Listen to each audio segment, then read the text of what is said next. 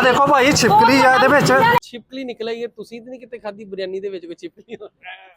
ਨਹੀਂ ਅਲਹਮਦੁਲਿਲਾ ਉੱਥੋਂ ਹੀ ਬ੍ਰਾਂਡ ਤੋਂ ਕੇਕ ਲੈ ਕੇ ਆਣਾ, ਉਹ ਵੀ ਨਵਾਂ ਖੁੱਲਿਆ ਸੀ, ਉਹਦੇ ਵਿੱਚ ਵੀ ਛਿਪਕਲੀ ਨਿਕਲਿਆ ਸੀ, ਬੜੀ ਵੀਡੀਓ ਵਾਇਰਲ ਹੋਈ ਸੀਗੀ।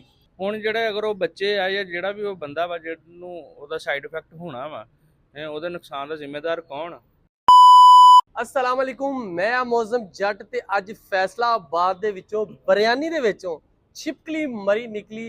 ਉਹ ਤੇ ਅੱਲਾ ਦਾ ਸ਼ੁਕਰ ਆ ਫੈਮਿਲੀ ਨੂੰ ਲੱਗ ਗਿਆ ਪਤਾ ਤੇ ਛਿਪਕਲੀ ਸਾਹਮਣੇ ਆ ਗਈ, ਨਹੀਂ ਤੇ ਉਹ ਵੀ ਖਾ ਪੀ ਜਾਣੀ ਸੀ। ਇਹਦੇ ਹਵਾਲੇ ਨਾਲ ਕੁਝ ਸ਼ਹਿਰੀ ਸਾਡੇ ਨਾਲ ਮੌਜੂਦ ਨੇ, ਇਹਨਾਂ ਨਾਲ ਅਸੀਂ ਗੱਲਬਾਤ ਕਰਦੇ ਹੈਗੇ ਆ ਕਿ ਅਗਰ ਇੰਜ ਚਾਵਲਾਂ ਦੇ ਵਿੱਚੋਂ ਛਿਪਕਲੀ ਨਿਕਲ ਆਈ, ਚਣਿਆਂ ਦੇ ਵਿੱਚੋਂ ਨਿਕਲ ਆਈ, ਮਤਲਬ ਜਿਹੜੇ ਆ ਛੋਟੇ ਛੋਟੇ ਰੈਸਟੋਰੈਂਟ ਹੁੰਦੇ ਆ, ਇਹਨਾਂ ਦੇ ਕੋਈ ਵੇਖਣ ਵਾਲਾ ਨਹੀਂ ਹੈਗਾ। ਇਹ ਕਿਹਦਾ ਕਸੂਰ ਆ, ਕੌਣ ਜ਼ਿੰਮੇਦਾਰ ਇਹਨਾਂ ਦਾ? ਹੁਣ ਅੱਜ 4 ਬੱਚੇ ਸੀਗੇ ਜਿਨ੍ਹਾਂ ਦੇ ਵਿੱਚੋਂ ਇੱਕ ਦੀ ਹਾਲਤ ਸੀਰੀਅਸ ਹੈਗੀ ਆ, ਉਹਨਾਂ ਦਾ ਕੌਣ ਜ਼ਿੰਮੇਦਾਰ? ਅੱਲਾ ਨਾ ਕਰੇ ਉਹਦੀ ਅਗਰ ਜਾਨ ਚਲੇ ਜਾਂਦੀ ਆ ਤੇ ਕਿਹਦੇ ਖਿਲਾਫ ਕਾਰਵਾਈ ਹੋਏਗੀ? ਇਹਦੇ ਵਿੱਚ ਸਭ ਤੋਂ ਪਹਿਲੇ ਤਾਂ ਫੂਡ ਅਥਾਰਟੀ ਵਾਲਿਆਂ ਨੂੰ ਦੇਖਣਾ ਚਾਹੀਦਾ ਕਿ ਉਹਨਾਂ ਕੋਲ ਲਾਇਸੈਂਸ ਹੈਗਾ ਕਿ ਨਹੀਂ।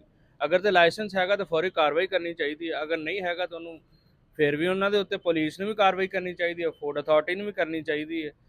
ਤੇ ਦੂਸਰਾ ਇਹਤਿਆਤ ਕਰਨੀ ਚਾਹੀਦੀ ਹੈ, ਜਿੱਥੇ ਵੀ ਤੁਸੀਂ ਖਾਣਾ ਬਣਾ ਰਹੇ ਹੋ ਉੱਥੇ ਦੇਖੋ ਕੋਈ ਇਦਾਂ ਦਾ ਪਰਿੰਦਾ, ਕੋਈ ਮਤਲਬ ਛਿਪਕਲੀ, ਕੋਈ ਇਦਾਂ ਦੀ ਚੀਜ਼ ਨਾ ਆਵੇ।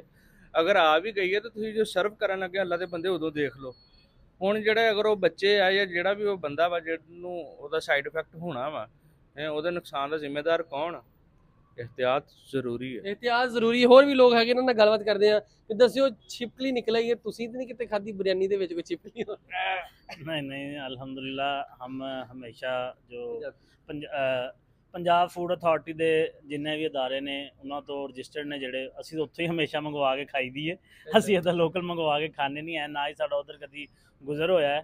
ਤੇ ਦੂਸਰਾ ਇਹਦੇ ਮੁਤਲਕ ਮੌਜ਼ਮ ਭਾਈ ਇੱਦਾਂ ਹੈਗਾ ਕਿ ਜਿਹੜੀ ਜ਼ਿਲ੍ਹੇ ਇੰਤਜ਼ਾਮੀਆ ਹੈ ਉਹਨਾਂ ਨੂੰ ਜਿਹੜੀ ਹੈਗੀ ਹੈ ਇਨਕਰੋਚਮੈਂਟਸ ਤੇ ਸਾਰਾ ਕੁਝ ਦੇਖ ਰਹੇ ਨੇ, ਲੇਕਿਨ ਫੂਡ ਦੇ ਹਵਾਲੇ ਨਾਲ ਵੀ ਇਹਨਾਂ ਨੂੰ ਸਾਰੇ ਇਕਦਾਮਾਤ ਕਰਨੇ ਚਾਹੀਦੇ ਨੇ।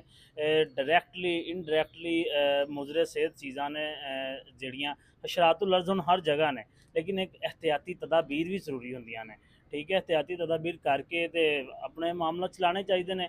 ਸਭ ਤੋਂ ਪਹਿਲਾਂ ਤੇ ਭਾਈ ਉਹਨਾਂ ਨੇ ਜਿੱਦਾਂ ਕਿਹਾ ਕਿ ਫੂਡ ਅਥਾਰਟੀ ਦਾ ਲਾਇਸੈਂਸ ਸਭ ਤੋਂ ਪਹਿਲੇ ਜ਼ਰੂਰੀ ਹੈ, ਤਾਂ ਕਿ ਕੱਲ੍ਹ ਨੂੰ ਅਗਰ ਉੱਥੇ ਕੋਈ ਵਕੂਆ ਹੁੰਦਾ ਹੈ ਤੇ ਜਾ ਕੇ ਬੰਦੇ ਨੂੰ ਕਮ ਸੇ ਕਮ ਇੰਨਾ ਪਤਾ ਹੋਏ ਕਿ ਫੂਡ ਅਥਾਰਟੀ ਵਾਲਿਆਂ ਨਾਲ ਅਸੀਂ ਗੱਲ ਕਰ ਸਕਦੇ ਹਾਂ ਕਿ ਸਰ ਤੁਸੀਂ ਇਹਨਾਂ ਨੂੰ ਲਾਇਸੈਂਸ ਇਸ਼ੂ ਕੀਤਾ, ਇਹਨਾਂ ਦਾ ਲਾਇਸੈਂਸ ਮੁਅੱਤਲ ਕਰੋ, ਇਹਨਾਂ ਦੇ ਖਿਲਾਫ ਕਾਰਵਾਈ ਕਰੋ। ਫਿਰ ਪੰਜਾਬ ਹੈਲਥ ਕਮਿਸ਼ਨ ਨੇ ਹਰ ਤਰ੍ਹਾਂ ਦੇ ਪਲੇਟਫਾਰਮ ਨੇ, ਹਰ ਜਗ੍ਹਾ ਤੇ ਜਾ ਕੇ ਇਹਨਾਂ ਦੇ ਖਿਲਾਫ ਕਾਰਵਾਈ ਹੋ ਸਕਦੀ ਹੈ ਤੇ ਹੋਣੀ ਚਾਹੀਦੀ ਹੈ। ਬਿਲਕੁਲ ਕਾਰਵਾਈ ਹੋਣੀ ਚਾਹੀਦੀ ਆ। ਇਹਦੇ ਹਵਾਲੇ ਨਾਲ ਸਾਡੇ ਨਾਲ ਅਸਲਾਨ ਮੌਜੂਦ ਨੇ, ਇਹ ਸਹਾਫੀ ਨੇ ਔਰ ਕਾਫੀ ਵੀ ਲੋਕ ਬਣਾਉਂਦੇ ਰਹਿੰਦੇ ਆ।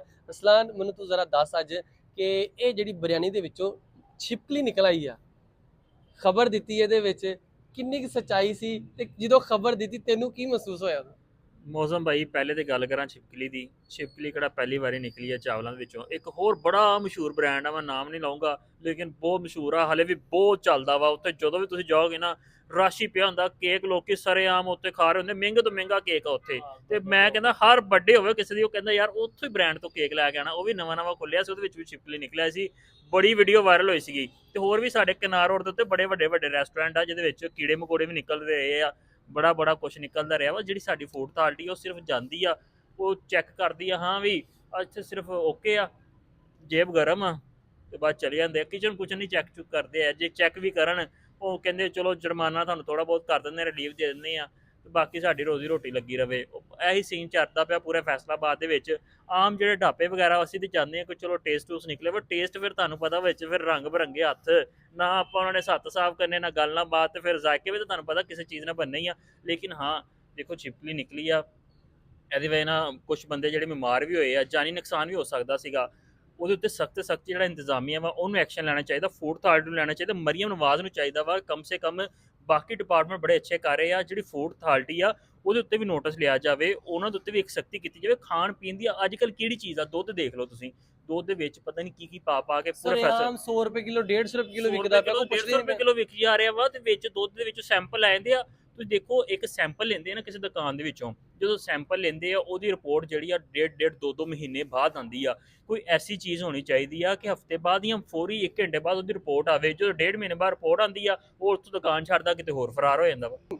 ਫੈਸਲਾਬਾਦ ਬਿਰਿਆਨੀ ਦੇ ਵਿੱਚੋਂ ਮਰੀ ਛਿਪਕਲੀ ਨਿਕਲ ਆਈ, ਜਿਹੜੀ ਫੈਮਿਲੀ ਬਿਮਾਰ ਹੋਈ ਆ, ਹਸਪੀਟਲ ਗਈ ਆ, ਉਹਨਾਂ ਦਾ ਮਿਹਦਾ ਵਾਸ਼ ਕੀਤਾ ਵਾ। ਇੱਕ ਬੱਚੇ ਦੀ ਹਾਲਤ ਥੋੜੀ ਸੀਰੀਅਸ ਆ, ਉਹਨੂੰ ਅਲਾਈਡ ਹਸਪੀਟਲ ਸ਼ਿਫਟ ਕਰ ਦਿੱਤਾ ਵਾ। ਲੇਕਿਨ ਫੂਡ ਅਥਾਰਟੀ ਨੂੰ ਚਾਹੀਦਾ ਵਾ ਇਸ ਤਰ੍ਹਾਂ ਐਕਸ਼ਨ ਲੈਣੇ ਤਾਂ ਕਿ ਦੁਬਾਰਾ ਤੋਂ ਕੋਈ ਵੀ ਢਾਬੇ ਵਾਲਾ, ਕੋਈ ਵੀ ਹੋਟਲ ਵਾਲਾ ਇਸ ਤਰ੍ਹਾਂ ਆਵਾਮ ਨੂੰ ਕੋਈ ਜ਼ਹਿਰੀਲੀ ਚੀਜ਼ ਨਾ ਖਵਾ ਦੇਵੇ, ਇਹਨਾਂ ਦਾ ਕੋਈ ਵੇਖਣ ਵਾਲਾ ਹੋਵੇ। ਲੇਕਿਨ ਫੂਡ ਅਥਾਰਟੀ ਵੀ ਤੁਹਾਨੂੰ ਪਤਾ ਆਰਾਮ ਨਾਲ ਆਪਣੀ ਕਾਰਵਾਈ ਲੱਗੀ ਹੋਈ ਆ, ਇੱਕ ਛੋਟੀ ਛੋਟੀ ਕਾਰਵਾਈਆਂ ਕਰ ਦਿੱਤੀਆਂ ਤੇ ਬਸ ਕਰ ਦਿੱਤੀਆਂ, ਵਰਨਾ ਕੋਈ ਪੁੱਛਣ ਵਾਲਾ ਨਹੀਂ ਹੈ। ਇਹਦੇ ਤੇ ਕੋਈ ਤਗੜਾ ਐਕਸ਼ਨ ਲੈਣਾ ਚਾਹੀਦਾ ਤਾਂ ਕਿ ਦੁਬਾਰਾ ਤੋਂ ਕੋਈ ਵੀ ਇਸ ਤਰ੍ਹਾਂ ਦਾ ਵਾਕਿਆ ਫੈਸਲਾਬਾਦ ਦੇ ਵਿੱਚ ਨਾ ਹੋਵੇ।